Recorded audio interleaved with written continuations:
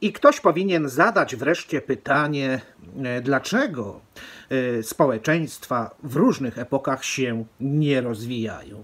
Nie rozwija się nasze społeczeństwo, nie rozwijały się społeczeństwa w epoce poprzedniej i tak dalej. Gdybyśmy się cofali nieustannie, to znajdziemy dokładnie taki sam model problemów, który się powiela także i dziś. Moglibyśmy to porównać do takiego zachowania, gdy kiedyś okradano ludzi na przykład na ulicy. Bandyci wyrywali kobiecie torebkę z ręki. Dzisiaj oczywiście kradzieży jest cała masa. Już się nie okrada, nie wyrywa się kobiecie torebki z ręki, no bo wszędzie są kamery. Znajduje się inne sposoby na to, żeby sobie te dobra tam przywłaszczyć. Problem ten leży wcale nie tak głęboko w zasadzie, jak moglibyśmy przypuszczać, żeby nie dało się go rozwiązać, a dotyczy w gruncie rzeczy tego, że okradamy się tak naprawdę, na poziomie podświadomym z wartości, które miałyby decydować o tym, co jest dobre, co jest piękne, co jest sprawiedliwe i co jest słuszne. Nagle pojawia się na horyzoncie naszego życia jakaś władza, na przykład ta władza X. Nie chcę tutaj mówić, że jest to jakaś partia jedna czy druga. I ta władza zdecydowała o tym, że dobre jest to, co ona powiedziała, na przykład implementując w doświadczenie naszego życia posłuszeństwo pewnym wartościom, czy to kultywowanym przez religie, wszelkie jedne czy drugie, które kładą formalny nacisk na przykład na bycie człowiekiem dobrym, rezygnującym w ogóle z wszelkiej formy zła, gdy tym samym to zło, jak powiedzieliśmy, zatacza nieustannie koło, są jeszcze kultywowane wartości czy tradycje etyki świeckiej, społecznej, obyczajowej, kulturowej, w wielu miejscach na ziemi, żeby wspomnieć tylko, oczywiście wychodząc poza tradycjonalne schematy, wszelkie ruchy wolnościowe, nawet te posuwające się daleko gdzieś tam na lewo, one też mają prawo i chcą decydować o tym, co jest dobre, a co jest złe, zamykając się jednocześnie na dopływ ludzi, którzy zwracają uwagę na patologie, które się w tych systemach piętrzą. Jak to zrozumieć teraz? Bardzo prosto to wytłumaczę. Oto przychodzi władza i mówi, że to jest dobre i to jest złe. Na przykład w przypadku Kościoła katolickiego. I przychodzi taki król pustkowia. Albo przychodzi pan Zdzisiek, albo przychodzi pan Andrzej, mój kolega tutaj z YouTube'a. I on zwraca uwagę ustanowionemu prawodawstwu, że zostało źle pomyślane. I pan Andrzej oczywiście, i król pustkowia, i pani Barbara, i pani Ewa, i tak dalej, wszyscy idziemy na stos.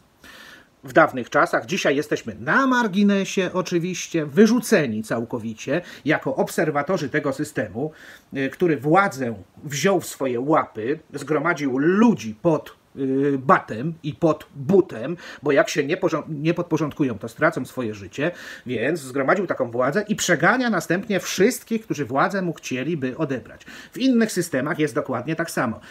Pojawiają się inne ruchy związane czy to z lewicą dzisiaj, czy z prawicą, ruchy, nazwijmy to już takie nowożytne, które też chcą taką władzę zdobyć. Bardzo często są to już dzisiaj utajnione systemy działania manipulacyjnego, które nie jest dla nas aż tak rozpoznane. Wszelkie korporacje, które taką władzę chcą zdobyć. Jeśli krytykujemy ten system chcący zdobyć taką władzę, no to oczywiście musimy się też liczyć z odrzuceniem do czarnej dziury na przykład, się wyrzuca tych ludzi do szarej strefy, marginalizuje się ich i oddziela się ich od tej tkanki, która już sobie toruje drogę do zdobycia władzy, żeby ją przejąć po swoich historycznych poprzednikach i ciągle kroczyć nieustannie drogą upadku. Rozwój społeczeństwa na tym ma polegać, że będziemy tych ludzi słuchać. Dopiero wtedy się postęp kulturowy ma rozstrzygać, kiedy okiem obserwatora, który przynosi nam jakieś prawdy, których nie widzimy teraz, będziemy kulturę do góry podnosić i władza, która mogłaby o tym decydować, musi być otwarta na tych ludzi, których pragnieniem jest życie w świecie wolnym, a nie w świecie niewolników posłusznych władzy. I tak jak tylko ktoś władzę chce przejąć, położyć ją, prawda, na stole jako pewna dyspozycja tego, jak się po tym świecie przemieszczać, bo jeśli ktoś jest oczywiście idiotą kompletnym i ma jakieś wyabstrahowane z konkretów życia propozycje w kwestii tego, jak zmieniać świat, albo na co zwracać uwagę, no to należy go oczywiście pod uwagę nie brać. Ale jeśli ktoś dysponuje argumentami zdolnymi podważyć stanowisko władzy, a władza usilnie trzyma bat błądzenia w ręce, to z drugiej strony, z racji tego, że zło moralne, bo o tym mówiłem już na kanale bardzo często, zło moralne, czyli próba wciąż nieudolna odbierania władzy ludziom, którzy są zamknięci na prawdę, czyli na zapłodnienie intelektualne i moralne. I to wyparcie tego zła moralnego powoduje, że zakłamana władza, która powiela historyczny schemat, może oczekiwać z drugiej strony, kiedyś to były pucze, kiedyś to były wojny domowe, albo w ogóle konflikty zbrojne całoświatowe, tudzież oczywiście w obrębie działania własnego terytorium, własnego kraju na arenie wydarzeń pojawią się w sposób automatyczny zwyrodnialcy, mordercy, barbarzyńcy itd., itd., itd. Będzie to schemat, zwykły ruch naturalna kolej rzeczy. Nie dlatego, że sobie tak król pustkowia powiedział. Nie, absolutnie. Istotą życia w ogóle na ostatnim szczeblu ewolucji jest rezygnacja z władzy w obliczu ujawnienia naszego zaciemnienia. Człowiek, który się rozwija poprawnie, to jest człowiek, który nigdy nie szuka władzy. Jego celem nie jest poszukiwanie władzy, co nie oznacza, że będzie uległy dla każdego zjawiska, które się pojawi. I będzie tolerował jakichś przygłupów na przykład, którzy będą próbowali wymuszać na ludzi, na innych ludziach tolerancję dla ich zachowań, prawda? Tworzyć organizacje, które będą zdobywały wpływy, niszcząc każdego, kto by ewentualnie chciał tym ludziom zagrozić. Tacy ludzie zgromadzeni, słabi ludzie zgromadzeni wokół władzy, to są zawsze ludzie, którzy wywołają wojnę i wywołają konflikt. To są ludzie zaciemnieni, skupiają się wokół jakiejś władzy, jakiegoś ruchu społecznego czy innej ideologii, żeby ratować własną skórę. A prawda, drodzy Państwo, nigdy własnej skóry nie chce ratować, bo istotą prawdy jest rezygnacja z władzy. Wtedy rodzi się prawda, gdy wpuszczamy śmierć w nasze życie.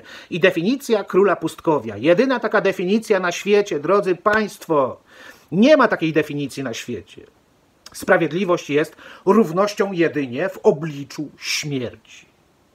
Ale nie śmierci, która nadejdzie i wszystkich nas pogrąży w jakichś tam grobach, grobowcach, czy nie wiadomo jeszcze gdzie. Nie. Śmierci za życia. To jest dopiero sprawiedliwość. Gdy rezygnujemy z nieustannej walki o byt, o przetrwanie za wszelką cenę, bo tutaj tylko o to chodzi. Kto przetrwa? Czy Państwo myślicie, że to Wy macie przetrwać? A dlaczego Wy? Wasze życie nie ma tutaj najmniejszego znaczenia.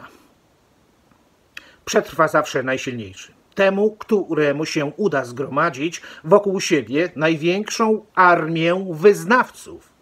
Ale na litość boską, czy prawda może gromadzić wyznawców wokół siebie?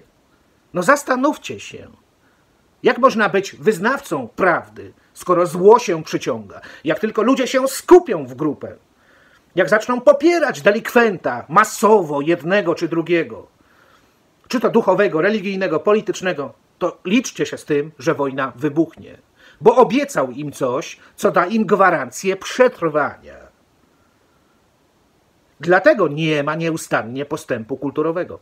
Jeśli chcesz się dowiedzieć, dlaczego przetrwanie nie zostało w ogóle dla nas przewidziane, zapraszam Cię do obejrzenia tego filmu, który pojawił się na karcie u góry ekranu i zaręczam przy okazji, że tego argumentu podważyć się nie da. Dlatego wszechświat nieustannie koryguje kurs naszego życia, czyli sprowadza na nas katastrofę. I za 100 lat, i za 200 lat znowu pojawią się ludzie, którzy będą kłamać pod przykrywką ustawodawstwa określonego z góry, rzekomo bardzo dobrego, bardzo pomocnego ludziom, i wokoło będą i pedofile, i zwyrodnialcy, i bandyci, i już nie będą oczywiście torebki kradzione, jak to mówiłem wcześniej, kobietą na ulicy poprzez wyrywanie jej z ręki, tylko nowe systemy okradania ludzi będą się cały czas pojawiały, bo przecież jest tego pełno dzisiaj. Każdego dnia można dostać SMS-a od systemów bankowych, banków, do których należymy, sieci komórkowych, w których mamy, prawda, telefony i tak dalej. Uważaj na przestępców. Na litość boską, to ileż ja mam poświęcić całe życie, żeby na tych przestępców po prostu uważać. Ja chcę ten problem próbować rozwiązać, tak jak on się tego domaga. I z tego też powodu oczywiście powstał kanał Króla Pustkowia. Na koniec oczywiście jeszcze jeden film, gdzie szerzej ten temat rozciągam, żeby był dobrze wyjaśniony, żeby nikt mi nie zarzucił, że nie wiem, o czym mówię. Ten film pojawił się na karcie u góry, a ja się oczywiście z Państwem już w tej chwili żegnam, kłaniam się nisko i do zobaczenia w kolejnym filmie na kanale Króla Pustkowia.